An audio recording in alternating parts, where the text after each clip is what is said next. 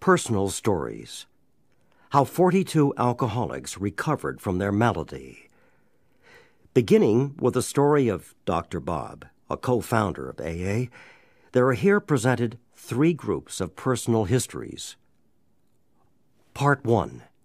Pioneers of AA. Dr. Bob and the 9 men and women who here tell their stories were among the early members of AA's first groups. All 10 have now passed away of natural causes, having maintained complete sobriety. Today, hundreds of additional AA members can be found who have had no relapse for more than 50 years. All of these, then, are the pioneers of AA. They bear witness that release from alcoholism can really be permanent. Dr. Bob's Nightmare. A co-founder of Alcoholics Anonymous, the birth of our society dates from his first day of permanent sobriety, June 10th, 1935. To 1950, the year of his death, he carried the AA message to more than 5,000 alcoholic men and women, and to all these he gave his medical services without thought of charge. In this prodigy of service, he was well assisted by Sister Ignatia at St. Thomas Hospital in Akron, Ohio, one of the greatest friends our fellowship will ever know. I was born in a small New England village of about 7,000 souls. The general moral standard was, as I recall it, far above the average. No beer or liquor was sold in the neighborhood, except at the state liquor agency, where perhaps one might procure a pint if he could convince the agent that he really needed it. Without this proof, the expectant purchaser would be forced to depart empty-handed, with none of what I later came to believe was the great panacea for all human ills. Men who had liquor shipped in from Boston or New York by express were looked upon with great distrust and disfavor by most of the good townspeople. The town was well supplied with churches and schools in which I pursued my early educational activities. My father was a professional man of recognized ability, and both my father and mother were most active in church affairs. Both father and mother were considerably above the average in intelligence.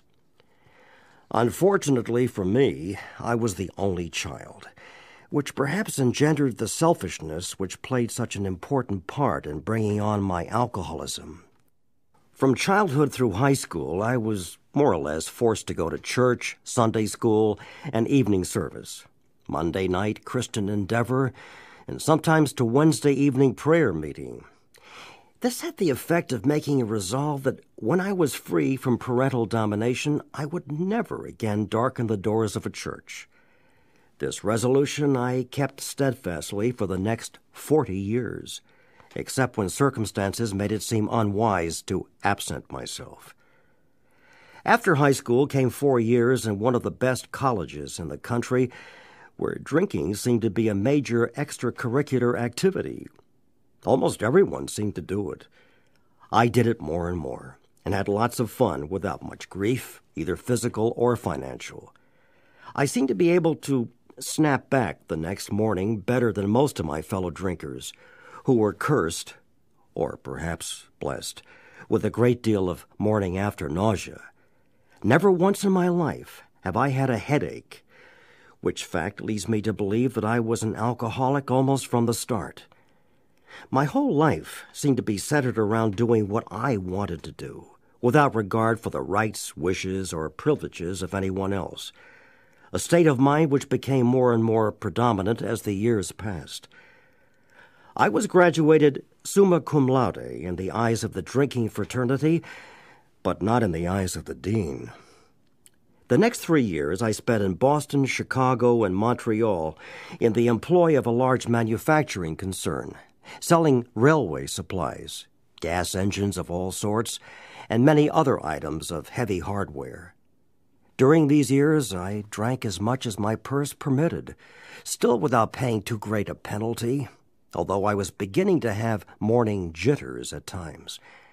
I lost only a half-day's work during these 3 years. My next move was to take up the study of medicine, entering one of the largest universities in the country. There I took up the business of drinking with much greater earnestness than I had previously shown.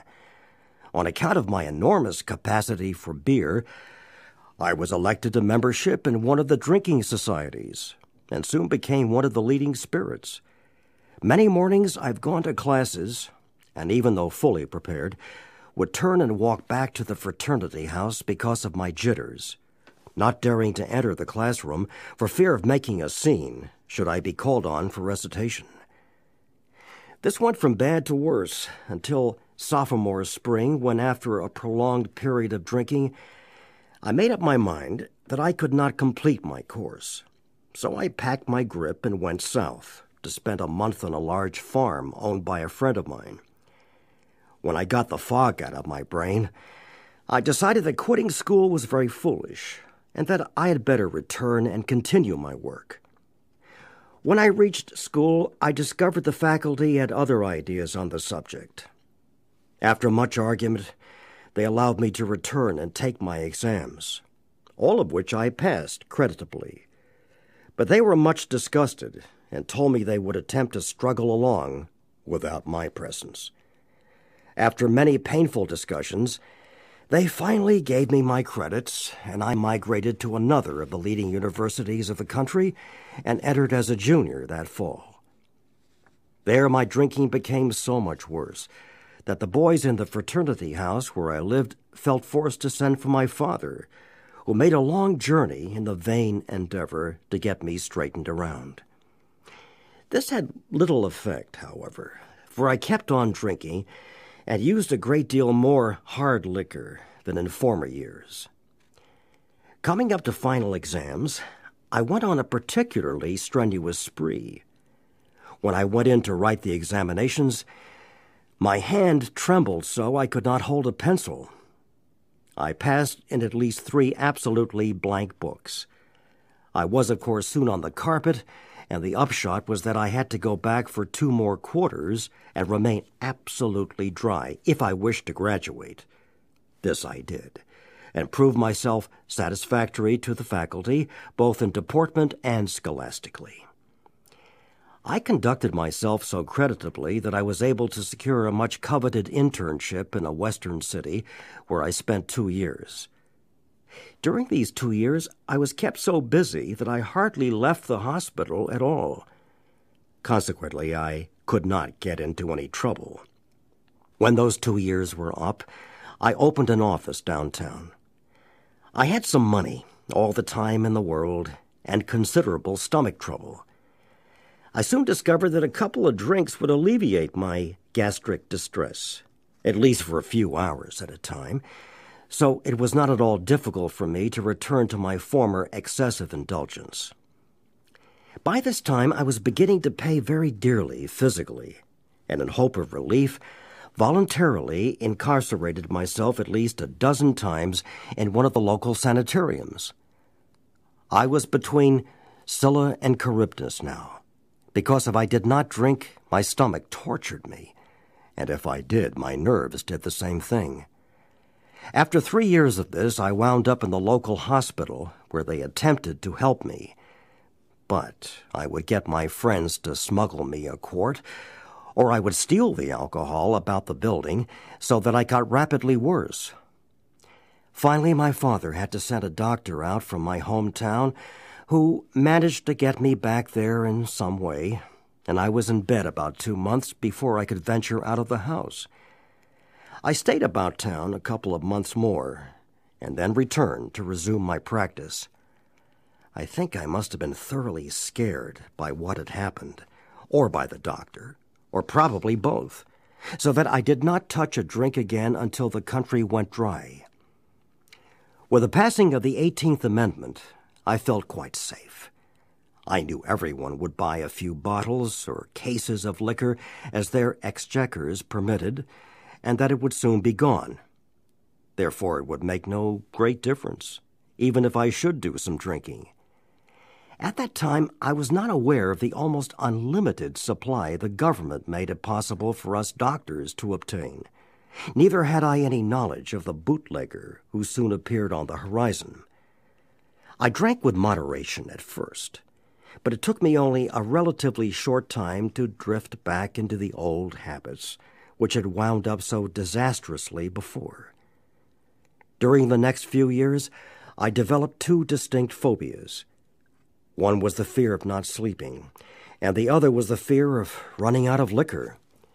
Not being a man of means, I knew that if I did not stay sober enough to earn money, I would run out of liquor.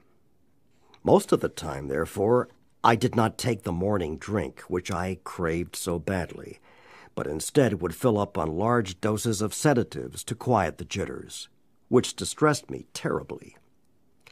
Occasionally, I would yield to the morning craving, but if I did, it would be only a few hours before I would be quite unfit for work. This would lessen my chances of smuggling some home that evening, which in turn would mean a night of futile tossing around in bed, followed by a morning of unbearable jitters.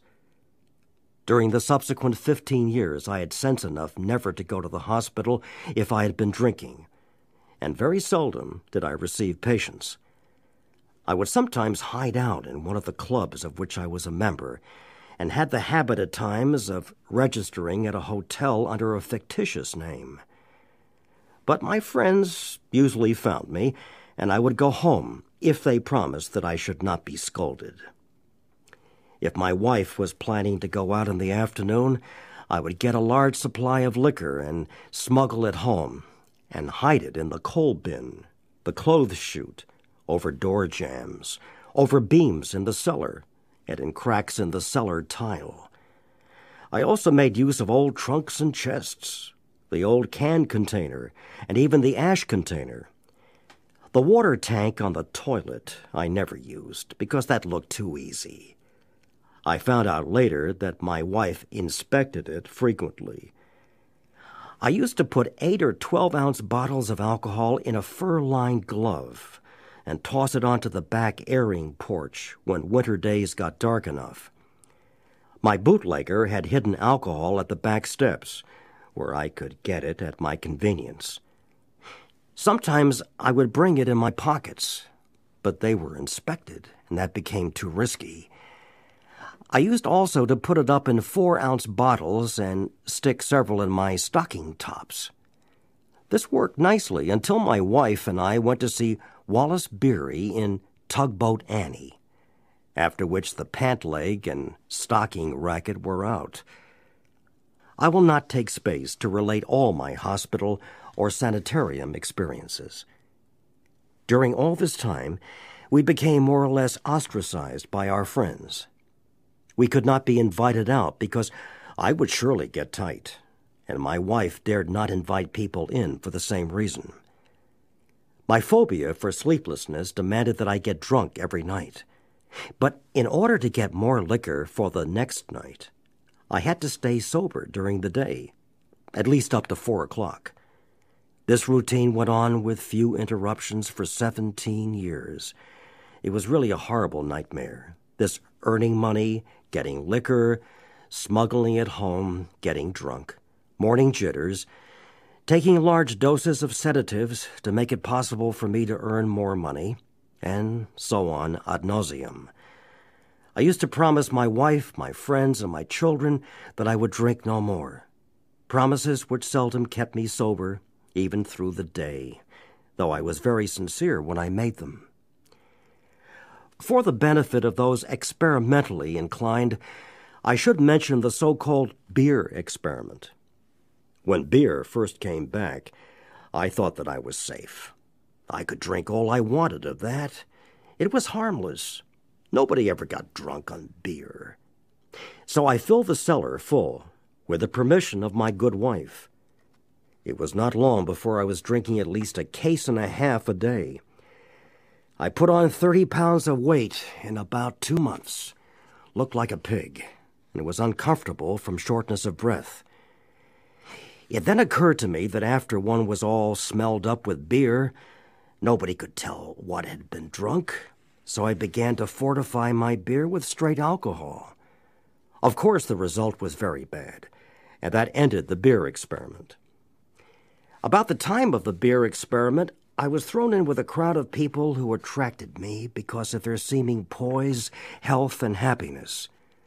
They spoke with great freedom from embarrassment, which I could never do, and they seemed very much at ease on all occasions and appeared very healthy. More than these attributes, they seemed to be happy. I was self-conscious and ill at ease most of the time. My health was at the breaking point, and I was thoroughly miserable.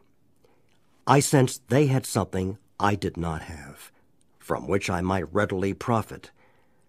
I learned that it was something of a spiritual nature, which did not appeal to me very much, but I thought it could do no harm.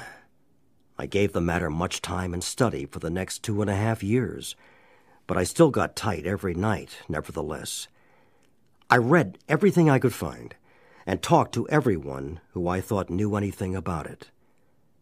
My wife became deeply interested, and it was her interest that sustained mine, though I at no time sensed that it might be an answer to my liquor problem. How my wife kept her faith and courage during all those years I'll never know, but she did. If she had not, I know I would have been dead a long time ago. For some reason, we alcoholics seem to have the gift of picking out the world's finest women. Why they should be subjected to the tortures we inflict upon them, I cannot explain. About this time, a lady called up my wife one Saturday afternoon, saying she wanted me to come over that evening to meet a friend of hers who might help me. It was the day before Mother's Day, and I had come home plastered, carrying a big potted plant, which I set down on the table and forthwith went upstairs and passed out. The next day she called again. Wishing to be polite, though I felt very badly, I said, "Let's make the call," and extracted from my wife a promise that we would not stay over 15 minutes. We entered her house at exactly 5 o'clock, and it was 11:15 when we left. I had a couple of shorter talks with this man afterward and stopped drinking abruptly. This dry spell lasted for about 3 weeks. Then I went to Atlantic City to attend several days' meeting of a national society of which I was a member. I drank all the scotch they had on the train and bought several quarts on my way to the hotel. This was on Sunday. I got tight that night, stayed sober Monday till after the dinner, and then proceeded to get tight again. I drank all I dared in the bar, and then went to my room to finish the job. Tuesday, I started in the morning, getting well organized by noon. I did not want to disgrace myself, so I then checked out. I bought some more liquor on the way to the depot. I had to wait some time for the train.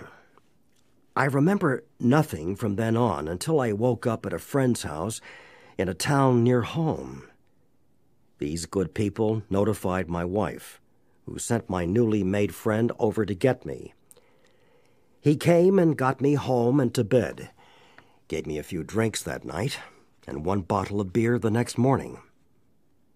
That was June 10th, 1935, and that was my last drink. As I write, nearly 4 years have passed. The question which might naturally come into your mind would be, what did the man do or say that was different from what others had done or said? It must be remembered that I'd read a great deal and talked to everyone who knew, or thought they knew, anything about the subject of alcoholism. But this was a man who had experienced many years of frightful drinking, who had had most all the drunkard's experiences known to man, but who had been cured by the very means I had been trying to employ, that is to say, the spiritual approach. He gave me information about the subject of alcoholism which was undoubtedly helpful. Of far more importance was the fact that he was the first living human with whom I had ever talked who knew what he was talking about in regard to alcoholism from actual experience. In other words, he talked my language. He knew all the answers, and certainly not because he had picked them up in his reading. It is a most wonderful blessing to be relieved of the terrible curse with which I was afflicted.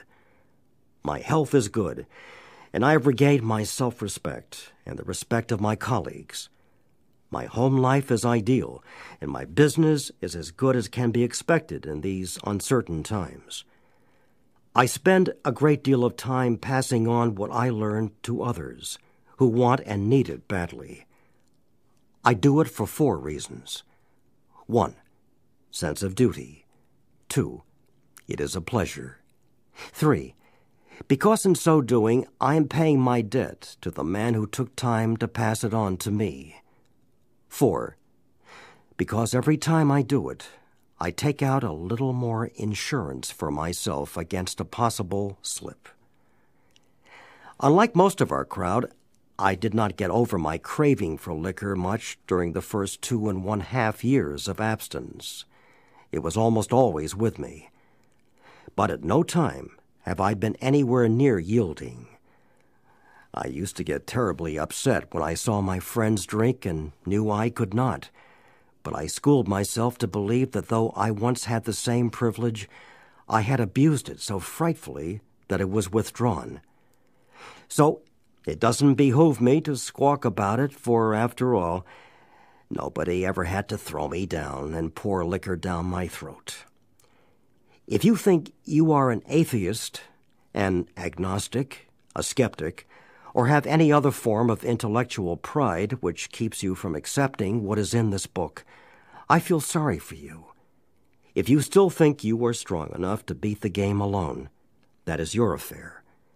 But if you really and truly want to quit drinking liquor for good and all, and sincerely feel that you must have some help, we know that we have an answer for you. It never fails, if you go about it with 1/2 the zeal you have been in the habit of showing when you were getting another drink. Your Heavenly Father will never let you down.